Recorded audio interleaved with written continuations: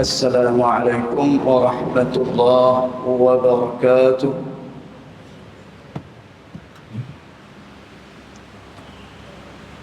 الله أكبر الله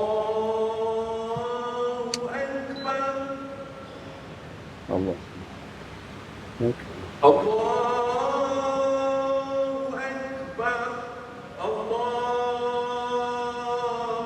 أكبر الله أكبر. أشهد أن لا إله إلا الله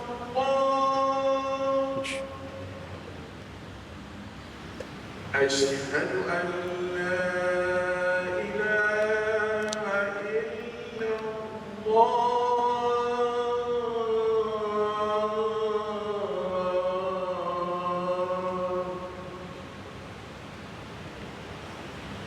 أشهد أن محمدا رسول الله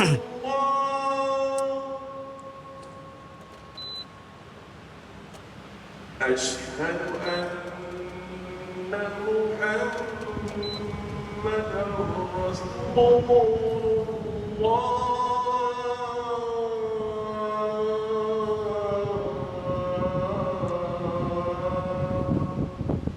أشهد حي على الصلاة لا حول حي على الصلاة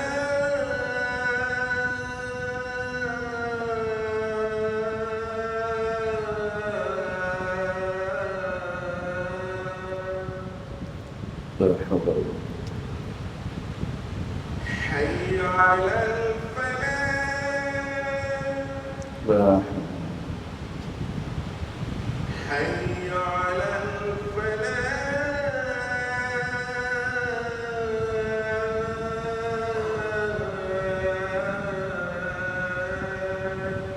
لا حول الله أكبر الله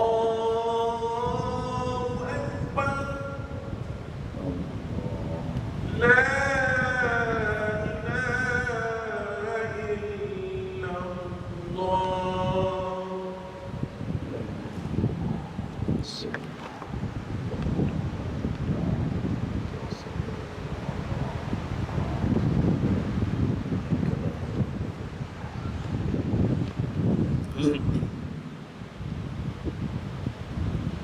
يا معشر المسلمين وذرة المؤمنين رحمه الله عن أبي هريرة رضي الله عنه أنه قال قال رسول الله صلى الله عليه وسلم إذا قلت لصاحبك يوم الجمعة أنصت والإمام يخطب فقد لقال أنصتوا واسمعوا وأطيعوا رحمه الله.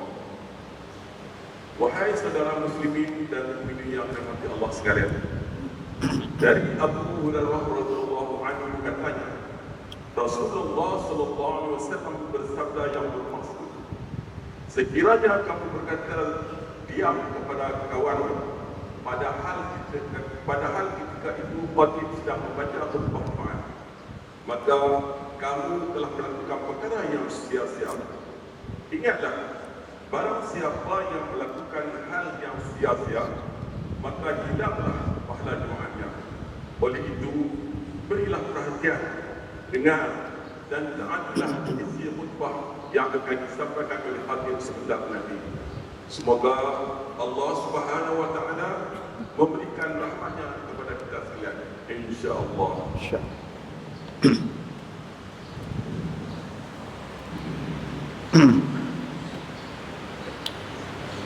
الحمد لله وفق من شاء لطاعته من عباده المؤمنين. أشهد أن لا إله إلا الله وحده لا شريك له، كتب السعادة لمن عمل بشرعه القويم. وأشهد أن سيدنا محمدًا عبده ورسوله، بعثه الله رحمة للعالمين اللهم صل وسلم وبارك على سيدنا محمد وعلى آله وصحبه الذين اهتدوا بهديه إلى يوم الدين. أما بعد، فيا عباد الله، اتقوا الله حق تقاته ولا تموتن إلا وأنتم مسلمون. قال الله سبحانه وتعالى في تنزيله: يصلح لكم أعمالكم ويغفر لكم ذنوبكم ومن يطع الله ورسوله فقد فاز فوزا عظيما. Maksud daripada firman Allah Subhanahu wa taala, supaya ia memberi taufik dengan menjayakan amal-amal kamu dan mengampunkan segala dosa-dosa kamu.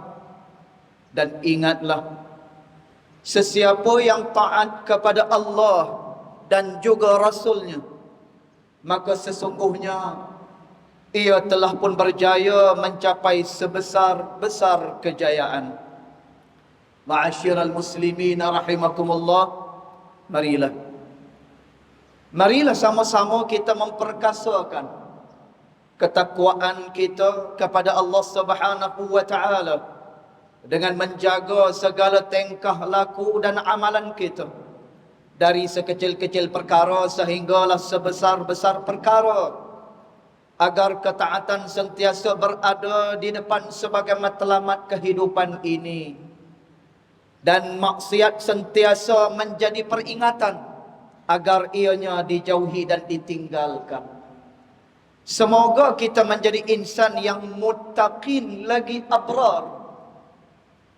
Ma'asyiral muslimin rahimakumullah, peristiwa hijrah Nabi sallallahu alaihi wasallam daripada Mekah Al-Mukarramah ke Yathrib, yang mana sekarang ini dinamakan sebagai Al-Madinah. Peristiwa hijrah Nabi sallallahu alaihi wasallam daripada Mekah Al-Mukarramah ke Yathrib, yang kemudiannya dikenali sebagai Al-Madinah Al-Munawwarah, merupakan suatu peristiwa penting dan agung dalam sejarah Islam. Dan demikian juga dengan kehidupan Rasulullah sallallahu alaihi wasallam. Melalui hijrah ini terdapat beberapa garisan dan pengajaran yang melambangkan semangat kecintaan, pengorbanan dan kesetiaan terhadap agama Islam yang suci ini. Hijrah Nabi sallallahu alaihi wasallam adalah suatu peristiwa di antara peristiwa-peristiwa yang penuh ibrah ketaatan. Ia juga salah satu daripada kemuliaan agama dan merupakan satu marhalah di antara marhalah penting dalam perkembangan Islam. Peristiwa ini harus hidup subur dalam jiwa setiap muslim dan mukmin, yaitu dengan sentiasa mengambil pengajaran dan ibrah bagi tujuan membina perubahan tingkah laku serta mengaplikasikannya dalam setiap ruang kehidupan kita.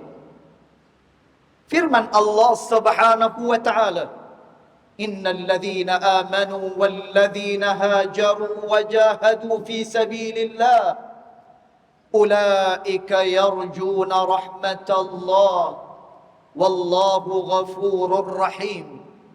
Maksudnya, sesungguhnya orang-orang yang beriman dan orang-orang yang berhijrah serta yang berjuang pada jalan Allah Subhanahu wa taala untuk menegakkan agama Islam, maka mereka itulah orang-orang yang mengharapkan rahmat Allah. Dan ingatlah, Allah Maha Pengampun lagi Maha Mengasihani. Ayat ini dan juga ayat-ayat lain yang diturunkan dengan perintah hijrah telah menjelaskan kepada kita tentang keutamaan hijrah yang bermula daripada tahun ia berlaku sehinggalah tahun yang ke-8 hijrah, sehinggalah hijrah itu berhenti dalam arti kata tiada lagi hijrah daripada Makkah ke Madinah setelah berlakunya pembukaan kota Makkah Al-Mukarramah. Ini selaras dengan sabda Nabi sallallahu alaihi wasallam yang berbunyi, la hijrata ba'da al-fath walakin jihadun wa niyyatun wa idza istunfirtum fanfiru. Maksudnya tidak ada lagi hijrah setelah penaklukan kota Mekah, melainkan jihad dan juga niat yang ikhlas. Apabila kamu diminta untuk berangkat untuk agama Allah, maka hendaklah kamu berangkat. Hadis riwayat Muslim. Penegasan Nabi sallallahu alaihi wasallam ini secara jelasnya menyatakan bahawa tidak adanya hijrah setelah pembukaan kota Mekah itu, ianya adalah bersifat yang khusus. Akan tetapi secara umumnya hijrah itu akan berterusan sebagai satu usaha bagi umat ini untuk melakukan perubahan ke arah kebaikan sebagaimana yang dianjurkan oleh Islam. Sabda Nabi sallallahu alaihi wasallam, la tanqati'ul hijrah hatta tanqati'at taubah wa la tanqati'ut taubah hatta tatlu'a asy-syamsu min maghribiha.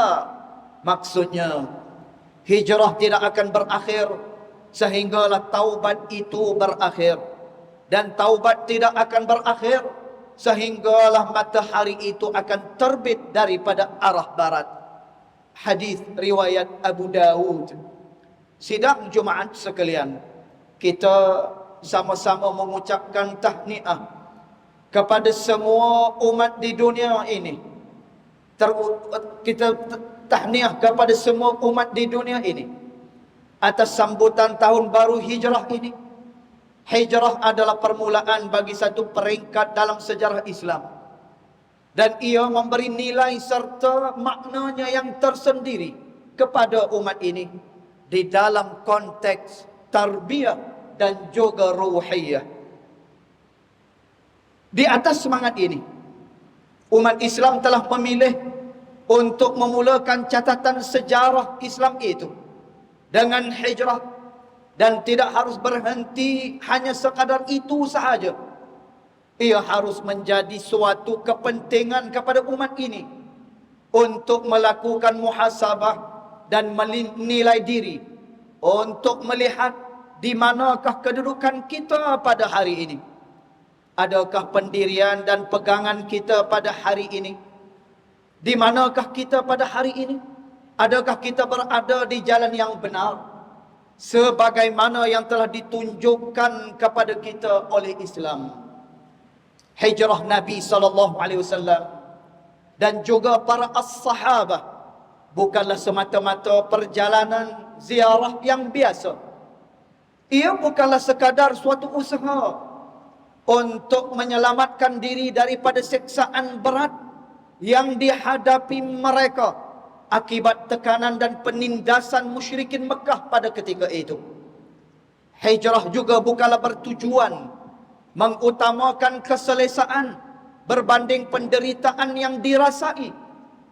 Hijrah pada hakikatnya merupakan suatu marhalah yang sangat penting dan sangat diperlukan untuk keselamatan dan kelangsungan dakwah Islam yang dibawa oleh baginda Nabi sallallahu alaihi wasallam.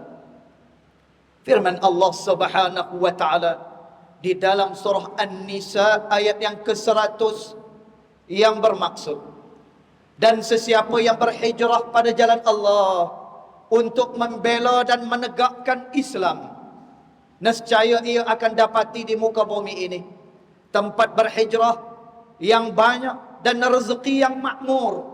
Dan sesiapa yang keluar daripada rumahnya dengan tujuan berhijrah kepada Allah dan juga Rasulnya, kemudian ia mati dalam perjalanannya itu, maka sesungguhnya tetaplah pahala hijrahnya pada sisi Allah. Dan ingatlah, Allah Maha Pengampun lagi Maha Mengasihani. Ma'asyiral muslimin rahimakumullah.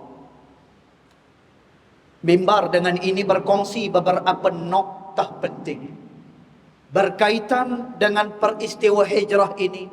Antaranya adalah pertama, penghijrahan Nabi SAW ke Madinah merupakan hijrah yang tersusun, dan ia berlaku dengan perancangan yang amat kemas dan juga teliti. Ia dipersiapkan dengan sabar, bijaksana, penuh siasat, dan dengan persediaan ilmu yang cukup.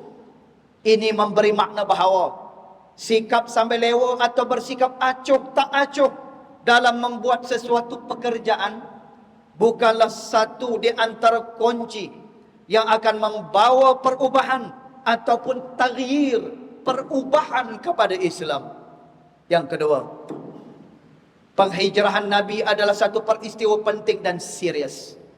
Ia menjadi titik permulaan kepada suatu perubahan, anjakan dan transformasi yang mengejutkan Quraisy dan semua bangsa Arab.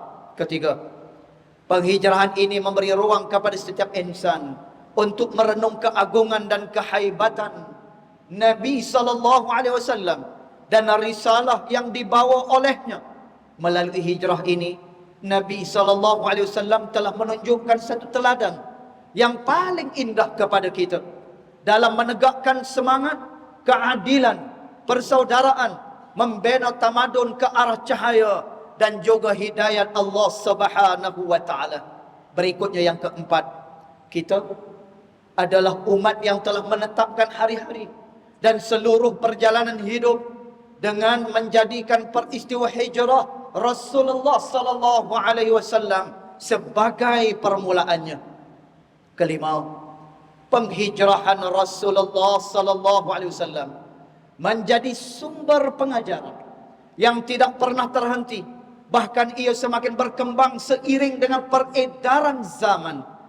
Hijrah itu sendiri menjawab segala persoalan dan menghilangkan segala keraguan yang berbangkit, sehinggalah umat ini mampu bergerak, memperbaharui tekad dan azam bagi mencapai matlamat yang agung, sekalipun berdepan dengan jalan yang sukar, penuh liku dan juga halangan daripada musuh-musuh. Keenam, memperingati peristiwa hijratul Rasul umpama menyambut hari kelahiran baginda sallallahu alaihi wasallam. Kerana melalui peristiwa hijrah ini, Allah Subhanahu wa taala telah menyelamatkan Rasulnya, lalu memberikan kesejahteraan kepada baginda daripada segala tipu daya orang-orang kafir musyrik itu. Firman Allah Subhanahu wa taala, "Walladzina hajaru fi sabilillah thumma qutilu aw matu la yarzuqannahumullahu rizqan hasana wa innallaha lahuwa khairur raziqin." Maksudnya, dan orang-orang yang berhijrah pada jalan Allah kemudian mereka terbunuh ataupun mati, sudah tentu Allah akan mengurniakan kepada mereka limpah kurnia yang sangat-sangat baik. Dan ingatlah, sesungguhnya Allah adalah sebaik-baik pemberi limpah kurnia. Barakallahu li wa lakum fil Qur'anil azim wa nafa'ani wa iyyakum bima fihi minal ayati wadh-dhikril hakim wa taqabbala minni wa minkum tilawatahu innahu huwas samiul alim. Aqulu qawli hadha wa astaghfirullahal azim li wa lakum wa li sa'iril muslimina wal muslimat wal mu'minina wal mu'minat fastaghfiruhu faya fawzal mustaghfirin wa ya najatat taibin. Allahumma salli wa sallim wa zid wa alim wa an'im wa tafaddal wa barik bi jalalika wa kamalika ala sayyidi ibadika wa ashrafi ubadika أبي القاسم سيدنا مولانا محمد وعلى آله وصحبه وسلم ورضي الله تبارك وتعالى عن كل الصحابة رسول الله أجمعين.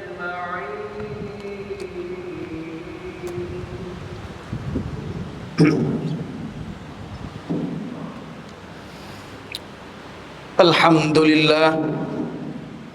لله حمدا كثيرا كما أمر. أشهد أن لا إله إلا الله وحده لا شريك له، وأشهد أن سيدنا محمدا عبده ورسوله. اللهم صل وسلم على سيدنا محمد المنقذ من الضلالة والجهالة إلى نور الحق والإيمان والهدى، وعلى آله وأصحابه الذين هم قدوتنا ولهم الفضل على جميع الأمة إلى يوم القارعة. أما بعد، فيا عباد الله، فإني أوصيكم ونفسي بتقوى الله العلي العظيم، فاتقوه لعلكم تفلحون. اتقوا الله من سماع اللغو وفضول الخبر، وانتهوا عما نهاكم عنه وزجر.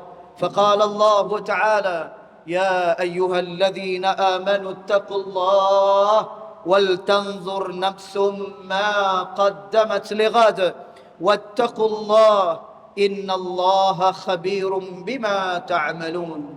واعلموا أن الله أمركم بأمر عظيم، أمركم بالصلاة والسلام على نبيه الكريم، فقال: إن الله وملائكته يصلون على النبي يا أيها الذين آمنوا صلوا عليه وسلموا تسليما. اللهم صل وسلم على سيدنا محمد وعلى آله وأصحابه أجمعين، وارض اللهم عن الخلفاء الراشدين ساداتنا أبي بكر وعمر وعثمان وعلي، وعن بقية الصحابة والقرابة والتابعين ومن تبعهم بإحسان إلى يوم الدين. اللهم اغفر للمسلمين والمسلمات والمؤمنين والمؤمنات الأحياء منهم والأموات، إنك سميع قريب مجيب الدعوات يا قاضي الحاجات يا رب العالمين. اللهم اجعل هذا البلد آمنا مطمئنا، اللهم اجعل هذا البلد آمنا مطمئنا، اللهم اجعل هذا البلد آمنا مطمئنا. اللهم أصلح أئمتنا وولاة أمورنا، واشمل اللهم بعنايتك وتوفيقك جلالة الملك مولانا الأمين الكريم السلطان صالح الدين ابن المرحوم السلطان بدلي شاه، وولي عهده دولي yang teramat mulia Tengku Syarafuddin Badli Shah Ibn Sultan Salahuddin وجميع الأسرة الملكية. اللهم وفقهم للسداد وأصلح بهم العباد والبلاد، واجعل التقوى لهم خير الزاد، إنك رؤوف رحيم جواد يا لطيفا بالعباد يا أرحم الراحمين. عباد الله، إن الله يأمر بالعدل والإحسان وإيتاء ذي القربى وينهى عن الفحشاء والمنكر والبغي يعظكم لعلكم تذكرون. فاذكروا الله العظيم يذكركم، واشكروه على نعمه يزدكم، واسألوه من فضله يعطكم، ولذكر الله أكبر والله يعلم ما تصنعون.